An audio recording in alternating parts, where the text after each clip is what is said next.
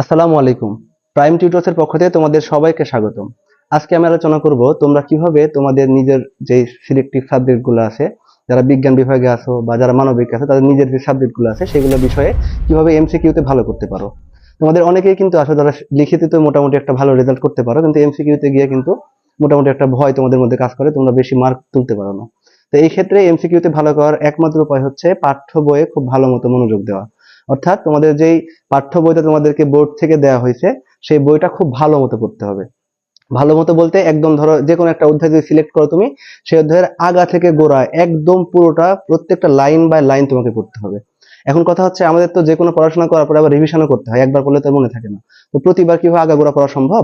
এই ক্ষেত্রে একটা সহজ উপায় হচ্ছে, তোমরা যখন প্রথমবার পড়বা একটু কষ্ট করে হাইলাইটার অথবা রেড পেনের কলম দিয়ে আন্ডারলাইন করে তুমি মার্ক করে রাখবা কোন টপিকটা গুরুত্বপূর্ণ, কোন ইনফরমেশনটা গুরুত্বপূর্ণ এমসিকিউতে আসার মতো।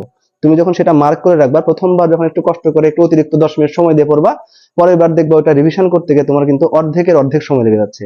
অর্থাৎ তোমার অনেক সময় বেঁচে যাবে। এই কাজটা তোমাদের অবশ্যই ভালো করতে হবে। আর আরেকটা গুরুত্বপূর্ণ বিষয় হচ্ছে, তোমরা অনেকেই মনে করো হচ্ছে আমরা গাইড বই থেকে হয়তোবা 1000 2000 এমসিকিউ মুখস্থ করে ফেলবো, সেখান থেকে আমাদের কমন আসবে, আমরা ওখান থেকে উত্তর করবো। তো এখন আসলে সৃজনশীলের যুগ, এখান থেকে হুবহু কমন পাওয়া আসলে খুবই মুশকিল। এই ক্ষেত্রে তোমরা যদি অনেক বেশি এমসিকিউ মুখস্থ করো, গাইড বই থেকে অনেক ভালো ভালো গাইড বই বাজারে পাওয়া যায়, সেখান থেকে তোমরা হয়তো 50% মতো এমসিকিউ কমন পেয়ে যেতে পারো, কারণ জ্ঞানমূলক প্রশ্ন সব প্রত্যেকটা সাবজেক্টের ক্ষেত্রে আসে, সেগুলো তোমরা কমন পাবা।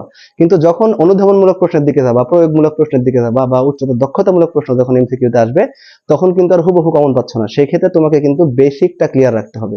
বেসিক যদি তোমার ক্লিয়ার থাকে, তাহলে কিন্তু তুমি ওইটার উত্তর বুঝে শুনে করতে পারবা। আদারওয়াইজ কিন্তু তুমি ঢিল ছুটতে হবে, ঢিল ছুটলে কিন্তু ঠিক হওয়ার সম্ভাবনা খুবই কম। তুমি নাম্বার হয়তো 5টা দাগালা, 1টা 2টা ঠিক হতে পারে, ভাগ্য ভালো হলে, আবার নাও হতে পারে। অর্থাৎ এই দিকে যাওয়া যাবে না। আমাদের সবসময় টার্গেট থাকবে মূল বই এবং বেসিকটা খুব ভালো মতো পড়া। এবং যারা এমসিকিউ তে বেশি নাম্বার পেতে চাও, ধরো 30টা এমসিকিউ আছে, তুমি চাচ্ছ যে কমপক্ষে 27 28টা বা 30টা কারেক্ট করার টার্গেট নিয়ে তুমি আছো, সেক্ষেত্রে অবশ্যই তোমাকে পুরো সিলেবাসটা কভার করতে হবে। আমরা কিন্তু সিকিউ এর ক্ষেত্রে 2-1টা অধ্যায় বাদ দিয়ে পড়তে পারি, একটু কৌশল করে পড়লে খুব সহজেই সিকিউ তে ফুল মার্ক পাওয়া যায় 2-1টা অধ্যায় বাদ দিয়ে।